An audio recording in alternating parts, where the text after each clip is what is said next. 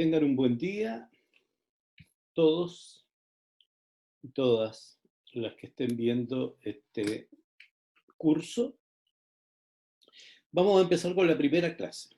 La primera clase, quiero responder a la pregunta, ¿qué interés tiene para mí, es decir, para ustedes como participantes, hacer este curso? ¿Y qué antecedentes o qué aportes van a significar en mi trabajo? Bien, vamos a empezar por el principio. Ya dije que los nombres de delito funcionario o de ley 20.818 eran crípticos, y así lo son. Tengo que dar una explicación. Voy a empezar por decir que en el 2003, en este país, se dictó una ley que tipificó un delito denominado lavado de activos. Antes se llamaba lavado de dinero, pero no es solo dinero lo que se lava. Ahí después vamos a explicar cuál es la diferencia técnica, pero lavado de activos, es decir, cualquier cosa que yo haya adquirido al margen de la ley. Y eso puede ser un vehículo, puede ser muchos vehículos, robo muchos vehículos y después los vendo. En fin, por lo tanto, se tipificó el delito de lavado de activos, se creó en esa ley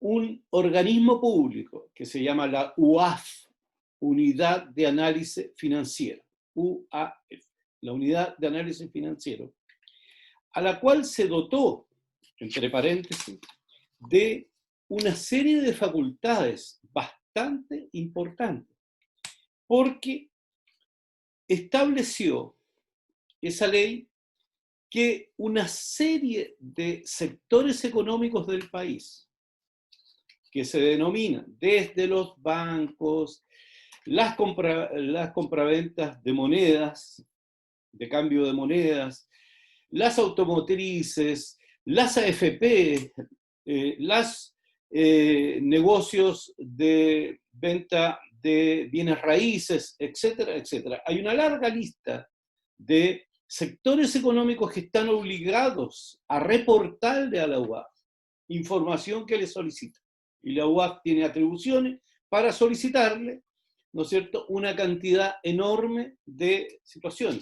Baste decir, por ejemplo, quienes alguna vez hemos tenido que recurrir a una casa de cambio para cambiar una moneda nacional por una internacional, ya sea dólar o la que necesitemos si es que viajamos a un país cercano, usualmente.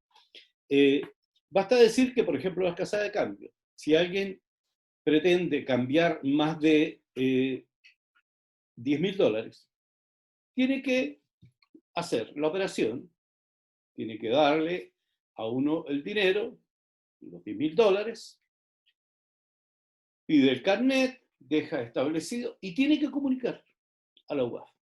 Eso. Porque no es normal que uno ande con $10.000 en el bolsillo, claramente. Existen las tarjetas de débito, que incluso se pueden usar en algunos países limítrofes, existen las tarjetas de crédito.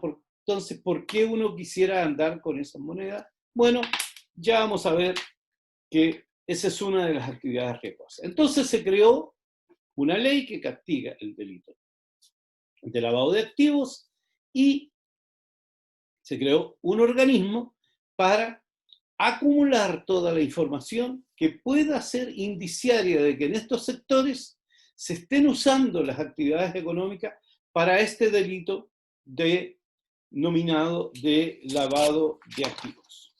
¿Y qué es lo que es el lavado de activos? El lavado de activos es un delito que parece un poquito vago cuando se tipifica, pero básicamente es la actividad de ocultar o disimular la naturaleza, el origen, la ubicación, propiedad o control de dinero o bienes obtenidos ilegalmente.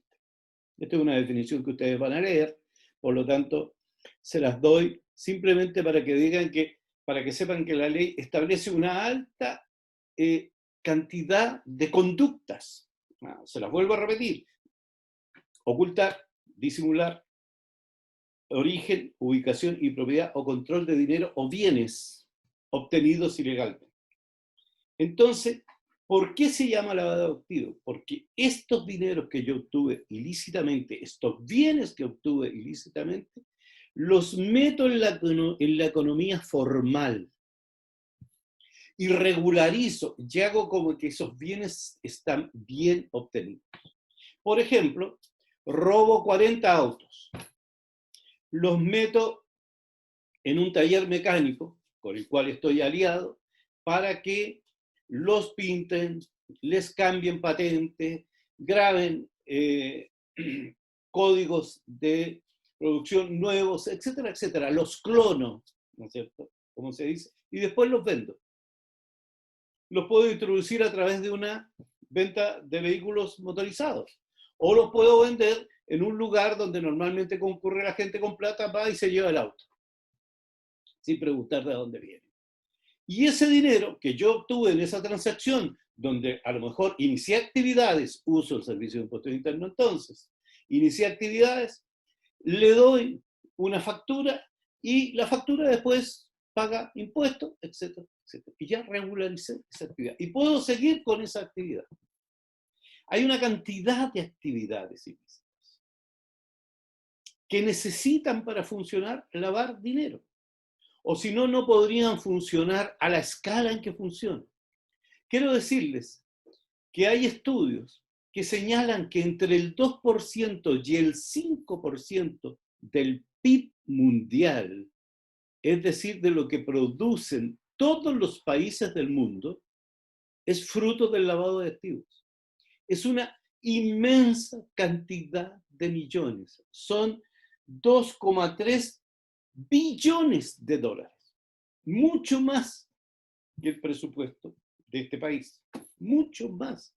Solo obtenido por este tipo de actividades. Ahora, el lavado de activos que introduce en la economía regular el producto de delitos previos, ¿no es cierto?, que son de procedencia ilícita, dándoles apariencia de legalidad, permite a los delincuentes, que son a veces persona natural, pero la mayor parte de las veces organizaciones criminales, disfrazar el origen ilegal de sus bienes sin poner en peligro la fuente que produce los bienes. Por supuesto, protege la fuente. ¿Y qué actividades son más conocidas? Las del terrorismo. Una situación que empezó por provocar la generación de la protección sobre el lavado de activos. ¿Por qué? Porque los países que normalmente deciden lo que hay que hacer en el mundo, Europa, los países del norte, vieron que el terrorismo que empezó a asolar sus áreas de influencia, sus propios países, necesitaba para funcionar un alto nivel de recursos económicos. Ya, piensen ustedes simplemente en lo que significó el ataque a las Torres Gemelas. El ataque a las Torres Gemelas no solo significó buscar un grupo de personas fanáticas y que creyeran que esta era una manera de darle una lección a Occidente, a este Occidente cristiano que había hecho con las tierras musulmanas, donde la religión musulmana es parte de las creencias de esos pueblos, y que este grupo de personas tuviera que ser entrenado militarmente a un nivel de excepción, sino que significaba, además, crear toda una red que obtuviera pasaportes falsos para ellos. Pasaportes como personas que habían vivido en países europeos y que podían viajar una y otra vez de un lado para otro, que pudieran asentarse, que pudieran ejercitarse ahí y que por lo tanto algunos se inscribieran en clubes para aprender a manejar vehículos pequeños. y que entonces quisieran hacer cursos y pudieran ser promovidos en los cursos y ser aceptados en los cursos sin sospecha para manejar aviones. Y toda esta red de respaldo para que un grupo, cuatro grupos en definitiva, cuatro grupos, pudieran hacer el atentado en un día determinado, ¿no es cierto?, significó años, no solamente de instrucción militar, de preparar bombas, etcétera, etcétera, porque no había que preparar bombas, los aviones iban a hacer las bombas. Significó crear con dinero ilícito una serie, decenas y decenas de empresas, de actividades comerciales y de personas que ingresaban a través de estas actividades comerciales en otras actividades para poder hacer ese golpe. Por lo tanto, empezó el lavado de activos como una manera de defenderse primero del terrorismo, después del tráfico de drogas. Los grandes dueños de la droga, primero no son drogadictos, eso está conocido. A ellos les interesa que otros se droguen, que otros necesitan la droga. ¿Y qué es lo que necesitan?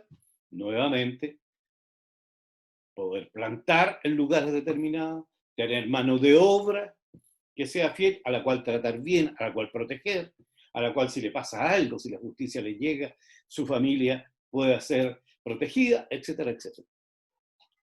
Pero después se ha ido dando cuenta el mundo que hay organizaciones criminales mucho más poderosas, o tan poderosas como esta, que son los de la trata de personas. La trata de blanca dentro de la trata de personas, ¿no es cierto? Secuestrar mujeres para la prostitución. La prostitución hace ganar mucho dinero en el mundo, incluso en Chile, a mucha gente que pasa por ser una muy buena persona, que viven en los barrios altos de nuestra ciudad o de nuestra capital. La trata de personas para llevar personas a trabajar en condiciones miserables de un país a otro y ganar dinero con eso. Y la droga, ya la mencionamos, la trata de personas, el tráfico de personas, la prostitución, etcétera, etcétera. Todo esto ya había empezado el 2003 a funcionar en este país, ya existía. Pero no teníamos un mecanismo para defender. Y uno de los mecanismos que fue crear una organización que ya dije se llama la UAF, que iba a tener facultades de pedirle a todos los sectores comerciales, a todas las empresas o personas que se movían en estos sectores comerciales, ya les voy a pasar un documento con algunos párrafos marcados para que solo lean eso, respecto de lo cual vamos a hacer, por supuesto, un control de lectura, todos los sectores que estaban incluidos para que el Estado pudiera asegurarse de que no íbamos a caer en manos de quienes son los dueños del lavado de activos. Como aparentemente en algunos otros países imperan casi sin contrapeso. Bueno, se creó esta estructura, se creó este organismo, a este organismo se le dio facultades para pedir información bajo reserva a todas las personas que quisiera, dicta una serie de instrucciones por sectores económicos de qué es lo que tienen que hacer, cómo es lo que tienen que hacer, y ahí creó otra categoría, esta ley, ¿no es cierto?, organismo, un delito, y otra categoría de conceptual, perdón, otra categoría conceptual que va a indicar qué es lo que tiene que hacer aquel que está frente a una operación sospechosa definida como la ha definido la UAF para ese sector económico. Bueno, tiene que hacer un reporte de operaciones sospechosas. Está obligado a hacer un reporte de operaciones sospechosas y se llama ROS. Ya vamos a explicar lo que es la ROS, qué características tiene que tener, pero yo tengo que reportar que, de acuerdo a las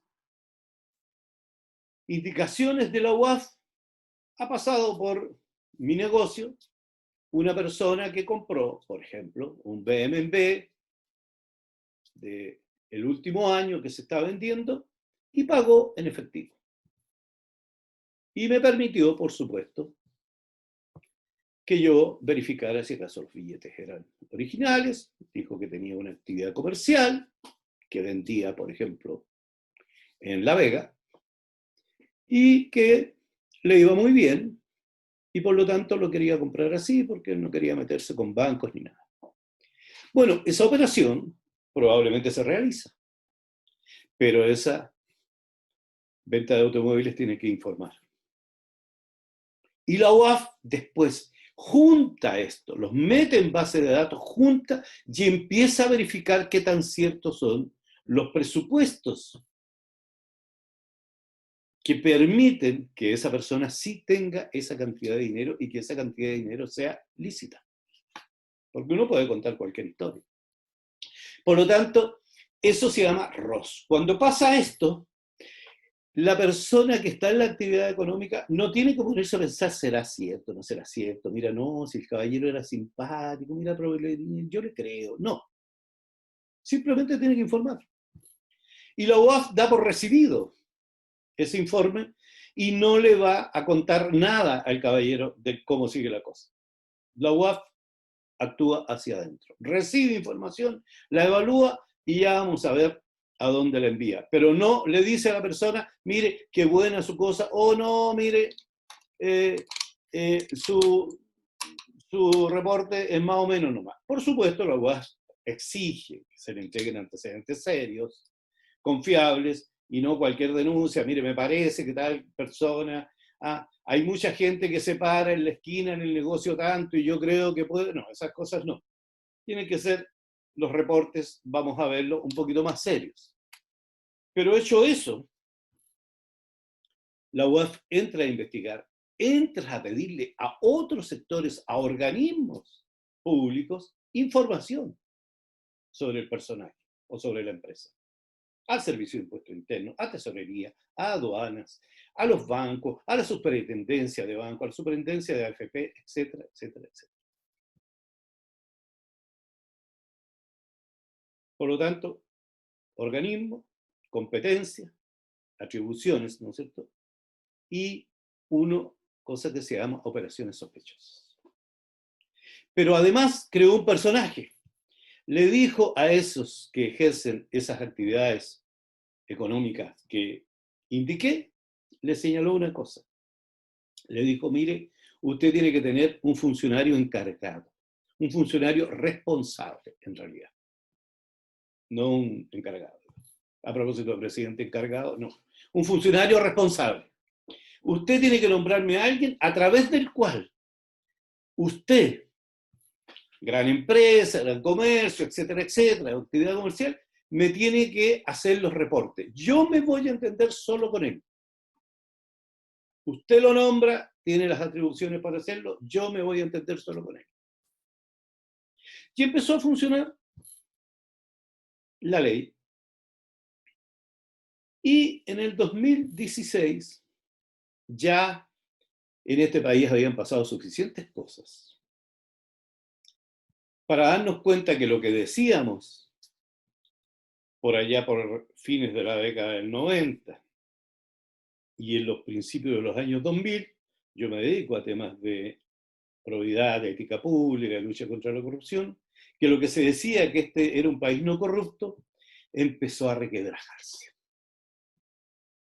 De hecho, las leyes de probidad aparecieron porque hubo un problema con cuánto se pagó por un desmalezado en Ventana. Terminó después con Chile Deportes, ¿se acuerdan? ¿No es cierto? Que crea la Dirección de Servicio Civil, etcétera, etcétera. Y después viene una serie de otros escándalos que todavía no paran, que hasta el día de hoy no acompañan. Entonces Chile descubrió lo que había descubierto el mundo hacía muchito rato antes, y era que también el fruto de la corrupción se lava. Si yo pido una coima como me tocó saberlo cuando trabajé como asesor del ministro Javier Echeverri, que fue el gran director de Servicio de Impuestos Internos y que estuvo 3 años en el MOP. Y en los primeros meses descubrimos que por un trato directo se habían pagado más de 20 millones de dólares en una licitación. Se descubrió que la plata de la corrupción se lava también. Nadie le dice, mire, yo le voy a pedir una coima de tanto y yo lo nombro como ganador en una licitación. O le hago trato directo inventando que nadie se presentó porque puse unas bases de licitación que solo leyéndolas las podía cumplir usted. Porque suele ocurrir eso. Yo fui proveedor del mercado público, ahora no lo necesito porque trabajo con OTEC, pero de repente cuando uno leía las bases decía, ya, esto ya está elegido, así que ¿para qué voy a postular?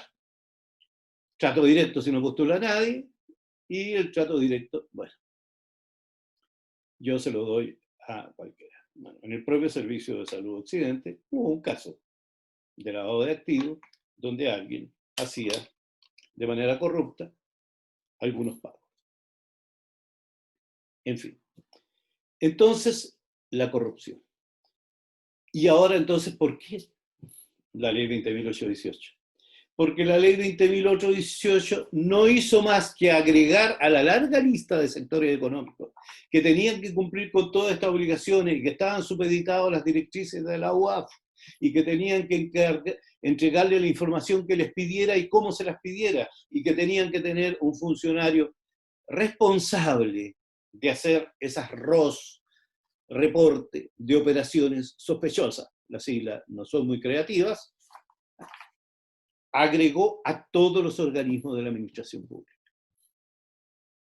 Es decir, a los ministerios, subsecretarías, los servicios de salud, por ejemplo, los hospitales, en fin, todos los municipios, todos los organismos que están descritos como pertenecientes a la administración del Estado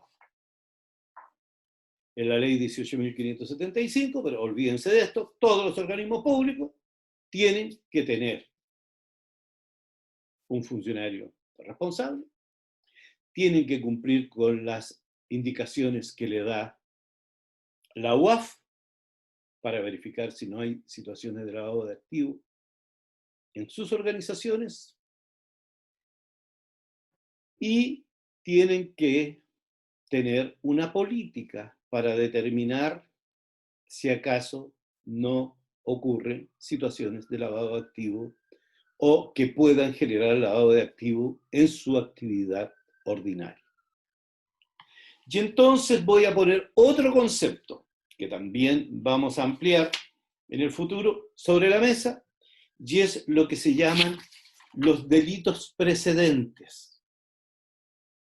¿Se acuerdan que cuando dije que había lavado de activos, el lavado de activos se basaba en que yo introducía en la economía, o que alguien introducía en la economía, ¿no es cierto?, activos de procedencia ilícita y los legalizaba? Bueno, entonces, para que haya el delito, para que exista el delito de lavado de activos, yo tengo que haber cometido antes delitos. Y esos delitos me permitieron obtener bienes, dineros o activos, genéricamente se dice así, que yo voy a encauzar. Y por lo tanto, para el caso, por ahora, lo voy a decir en términos no técnicos, para el caso de la administración pública, si yo pido una coima, que se llama cohecho, y vamos a ver eso, si alguien me soborna, o sea, me ofrece dinero para que yo haga algo, etcétera, etcétera, el organismo público tiene que tener una política que detecte esto, los funcionarios tienen que saber que esto existe y tienen que saber a quién le pueden reportar esto si ellos creen que ocurre algo parecido a lo que la ley está pretendiendo que no ocurra en los organismos públicos, etcétera, etcétera.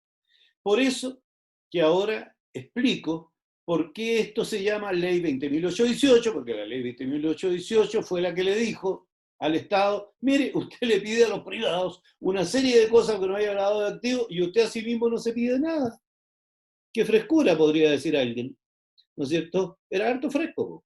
Así que desde 2016 el Estado tiene las mismas obligaciones para proteger al propio Estado del lavado de activos, de ser generador de lavado de activos, o de que funcionarios de ellos hagan lavado de activos, ejerciendo el poder. Tiene las mismas obligaciones que el resto, lo cual es evidente. Y lo que dicen las cifras, que podemos ver en las clases siguientes, es que desde que se dicta esta lista, se han hecho conscientes muchos organismos, no todos, para ser franco, no todos han seguido las instrucciones de la UAF, no pareciera haber una sanción grave para las autoridades que no lo hacen, lamentablemente, porque el Estado se trata bien a sí mismo, por supuesto. Pero igual se han disparado los reportes de operaciones sospechosas que se hacen en el país, se han disparado, porque estadísticamente eso se puede conocer, se han disparado las investigaciones, y yo los voy a poner en contacto a ustedes con algunas investigaciones, sobre todo con 3 que hasta ahora, hasta el 2015 ha habido, donde se ha probado lavado de activos, y que involucran a organismos del Estado. A pesar de que en los casos no se dice que están los organismos involucrados, porque el Estado es muy fresco, se va a la cara solito, pero sí involucraron. De hecho, los casos son muy simples. Uno se llama el caso trenes. ¿Quién compra trenes en este país? Bien. El caso fragatas. ¿Quién compra fragatas? ¿Ah? Por lo tanto, lo que quiero decir es que el Estado cayó en cuenta que venía ocurriendo subterráneamente, mientras nosotros decíamos que era el mejor país en América Latina en lucha contra la corrupción, porque éramos los mejores hasta hace 4 años atrás. Hoy día Uruguay nos pasó y nosotros vamos bajando de tener 75 puntos sobre 100, ahora tenemos 61 y vamos en un declive. Y uno entiende por qué. Ustedes, como yo, conocen las noticias, escándalo tras escándalo, escándalo en instituciones que no pensábamos que podían haber, carabineros, el ejército, las Fuerzas Armadas, y una ministra en visita que llama y encarga reo excomandantes en jefe, directores de carabineros, etcétera, etcétera. Por lo tanto, eso lo que hace es hacer poco creíble un sistema de convivencia, un aparato del Estado, y cuando es poco creíble, se producen daños siempre mayores. Por lo tanto, este es un tema importante. Espero haberles demostrado que es importante. Y entonces cae de maduro poder señalar, bueno, ¿y por qué nosotros tendríamos que hacer esto? ¿Por qué tendríamos que aprender esto? Primero, para saber que aquí hay una cosa más grave que amenaza con gobernarnos, que es la corrupción o el tráfico, no solamente de bienes, sino que de personas. Nosotros sabemos que tenemos fronteras débiles y que nosotros además curiosamente no las hacemos fuerte pudiendo, teniendo la capacidad de hacerlo, pero que por el norte entra todo tipo de cosas ilegales, no solamente bienes, no solamente drogas, sino que personas. Y hay organizaciones que se dedican a eso, que ganan negocio con eso. Los vehículos que se roban en Santiago no se demoran más de 3 días o 4 en salir por la frontera norte. ¿Qué significa eso? Que el vehículo en un camión pasa todos los controles de más de 1500 kilómetros y no lo revisa nadie. ¡Qué casualidad! Los chilenos somos poco creyentes, ¿no es cierto? Siempre sospechamos. Bueno, yo soy uno de esos. ¿Qué casualidad? Nunca lo controlan. Entran los camiones llenos de personas encerrados y hacinados y nunca los controla nadie. Curioso. Bueno, ese es el problema. Y ustedes dirán, bueno, está bien, Me acabo de enterar de que esta es una cosa bastante grave y bastante importante para la convivencia de este país. ¿Y qué tengo que ver yo? Aquí está el problema. Y no es el problema, aquí está la fortaleza de que ustedes lo sepan. Y la fortaleza es que la UAF no solo ha diseñado cuáles son los delitos que una vez cometidos necesitan lavar el dinero, meterlo en el sistema legal de funcionamiento económico del país, entre los cuales están los delitos contra la corrupción. Genéricamente no existen esos delitos, se llaman delitos funcionarios, pero en fin. Entonces ahora ustedes van a decir, delito funcionario por eso. Porque también los funcionarios podrían estar en situación, si cometen ciertos delitos, de lavar esos activos. Nadie le va a decir a alguien, ¿no es cierto?, si pide coimita tras coimita por hacer cosas, por apurar, no sé, listas de espera, es un ejemplo que estoy poniendo, eso nunca ha ocurrido, pero estoy poniendo ejemplos, ¿no es cierto?, o en que a alguien lo atiendan, decirle a una persona que las horas ya están dadas, pero saber que como hay personas que faltan, dígale venga para acá nomás, yo lo meto, hablo con el médico, en fin, y que voy ganando platito, no voy a decir, ¿sabe qué? Deposítemelo en la cuenta RUT, o deposítemelo en mi cuenta corriente, no. Estoy poniendo ejemplos ficticios, pero quiero decir de que no es tan difícil entender por qué yo voy a tener que usar cierta imaginación que siempre aparece cuando quiero esconder bienes que he obtenido o recursos que he obtenido que no son recursos legítimamente obtenidos. Cuando he usado el poder para hacerlo. Y fíjense que con esto quiero ponerlo en conocimiento de otra figura que también relata la ley que creó la UAF.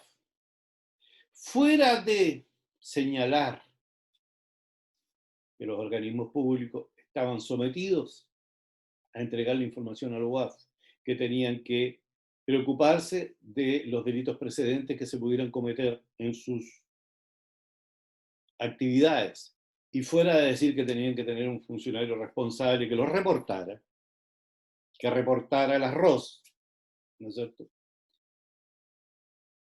Señaló señales. Hay un documento que vamos a estudiar juntos, que son las señales. Mire, los funcionarios tienen que tener una introducción, que es lo que estoy haciendo, de lo que significa el lavado de activos, etcétera, etcétera, pero no son ellos los que van a investigar. No son ellos los que tienen que decir, mira, pasó esto y esto, ¿será este delito, no será este delito? ¿Por qué? Porque ustedes no son abogados, ni hay que convertir en abogados a los funcionarios públicos. Ya hay suficientes abogados, por favor, cada año juran 3.500 nuevos abogados, no sé para qué, pero en fin, así es este país. ¿Por qué? Porque es barato hacer abogado. Se necesita una sala de clase, una pizarra y un señor hablando, y usted enseña derecho. Lamentable. Pero este país no necesita 3.500 abogados al año, necesita 3.500 médicos al año, necesita 3.500 enfermeras al año. Y por Dios que nos hemos dado cuenta, necesita 3.500, 6.000 TENS al año. Pero en fin, aquí se producen abogados. Y mucho menos lo que este país necesita. Pero en fin, hecho ese paréntesis, ¿qué es lo que ha elaborado la UAF con todo el conocimiento que tiene y con el conocimiento internacional? Porque esto es una red, nosotros también nos afiliamos a organismos internacionales de Naciones Unidas que se comparten información, porque vivimos en un mundo globalizado y por lo tanto las cosas que empiezan en un país, ¿no es cierto?, pueden pasar por Chile y terminar en otro país. Estas son redes, ya se acabaron las fronteras para el movimiento de los recursos, para el movimiento de los bienes, para el movimiento de los activos financieros, etcétera, etcétera. Se acabaron, existen los paraísos fiscales, yo puedo ganar mucho dinero y depositarlo en un paraíso fiscal donde nunca se sabrá que me pertenecen, etcétera, etcétera. Por lo tanto, el mundo ya no es el mundo primitivo que existía hace 100 años. Ya no es que ande alguien con la maletita de dinero entregándola. De repente ocurre también cuando hay dificultades, pero en general las cosas se hacen con bastante mayor, entre comillas, pulcritud. Entonces, ¿qué es lo que hizo la UAF? Estableció señales. Dijo, mire, esto es, y ustedes que son del aparato de salud lo comprenderán, fíjese usted que cuando ocurren estas cosas, hay ciertas señales que pasan y que podrían ser indiciarias, podrían indicar que algo raro está pasando. Y no le corresponde al funcionario público saber qué está pasando, ponerse a investigar. Simplemente indicarle al funcionario responsable, mire, pasa esto. Perdón, de manera reservada, y tiene que ser reservada. El funcionario responsable no puede decirle a nadie más, salvo a la UAF, que es el antecedente que recibió, ni quién lo recibió. Eso es algo que no se enseña en este país. En este país normalmente uno le dice a alguien, oye, te digo en secreto esto, pero no le conté a nadie, no le cuento a nadie, tú sabes que yo soy. Y de América Latina no sale después. Entonces, se exige que esto sea reservado y secreto. Y estas señales que vamos a estudiar es lo que hacen que los funcionarios públicos puedan colaborar para que alguno o algunos pocos no destruyan la institución en la que se está trabajando, ni mucho menos hagan que esa institución no sirva a los fines que verdaderamente tiene que servir, como por ejemplo hacer salud. Entregar salud. Usar cada peso que recibe un hospital, un servicio de salud, usar cada peso que recibe un municipio en aquello para el cual lo recibe y no en algo para lo cual no lo recibe. Y por lo tanto, este es el esquema que vamos a seguir. Vamos a ver primero, un poco más a fondo, los delitos, la definición de delito de delito de lavado de activos, los delitos precedentes, a través, espero, de una plataforma, como que si estuvieran jugando, si no, van a tener que soportarme, pero en fin, estamos ensayando una manera de hacerlo. Y después vamos a ver las señales. Y ustedes van a leer las señales, van a elegir algunas pocas, porque son muchas las señales, y van a tener que hacer un trabajo que solo yo voy a leer. Solo yo voy a leer.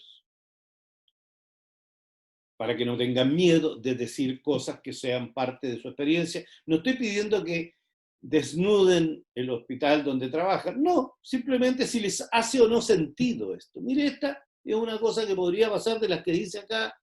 Hay que decir exactamente qué es lo que pasa. No necesito que me den nombres ni fechas ni nada. Pero nadie más va a leer ni va a revisar ese trabajo que yo. Los abogados, a pesar de que los abogados no entienden mucho de esto, pero en fin, yo sí, en todo lo que he hecho en mi vida, he necesitado respetar dolorosamente el secreto profesional, a veces, pero los abogados tenemos que mantener reserva de lo que se nos confía.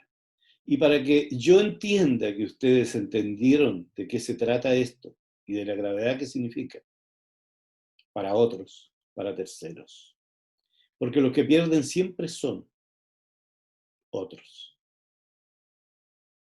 El que no recibe todos los medicamentos porque no hay, a pesar de que se pierden algunos, dicen, es tan peladora la gente, que a veces en las ferias se venden medicamentos que se roban en alguna farmacia.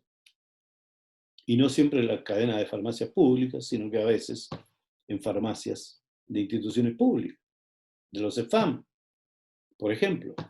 Yo conozco casos. Como están trazados, como tienen código de barra, hoy día se puede saber de dónde viene.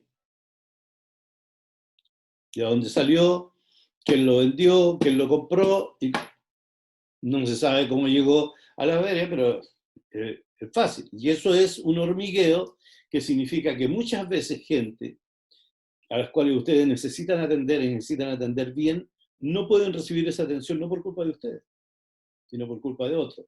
Y aquí yo estoy, por supuesto, hablándole a una unidad de salud y por lo tanto hago referencia a lo que puede pasar en una unidad de salud. No crean que es una imputación que pase con ustedes. Si estuviera haciéndolo este taller, ¿no es cierto?, al servicio de impuestos internos, bueno, diría los problemas que genera el impuesto interno. De hecho, uno de los casos que van a ver tiene que ver precisamente con un caso de lavado de activos que ocurrió a través de un funcionario del servicio de impuestos internos. Ese es un caso que yo conocí, yo trabajé ahí, fui su director contralor en la época de Echevarri.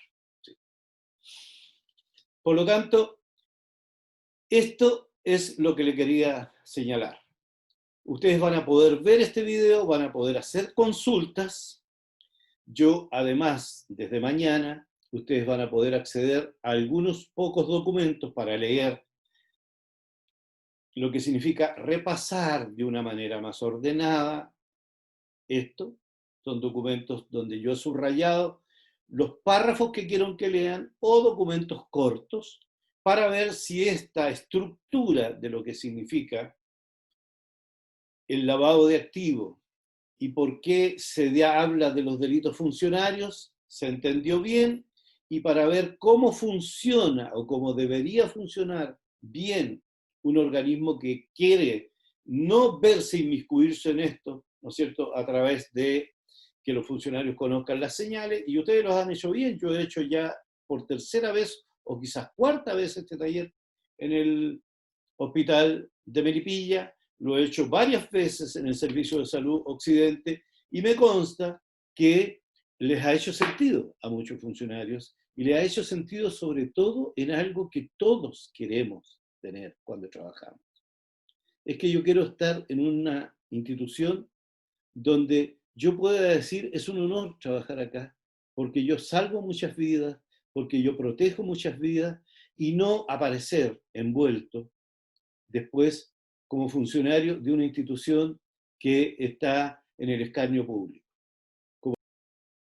como le ha pasado tantas veces a algunas instituciones públicas, porque nosotros generalizamos. En el hospital de Talca se mata a los niños porque murió un niño. En el hospital de Talca se le cambia el nombre a los niños porque pasó una vez. Y generalizan, y uno no puede aceptar que un lugar al cual le dedica gran parte de su día a día, lo trate de esa manera o lo coloque en una situación como esa. Ese es el valor que tiene este taller. Un elemento más de autoprotección de mi trabajo, pero también de mi prestigio como trabajador, como profesional, como técnico, como una persona que está dedicando sus días, sus semanas, sus meses, su vida a proteger a otra gente. Bueno, con esto termino.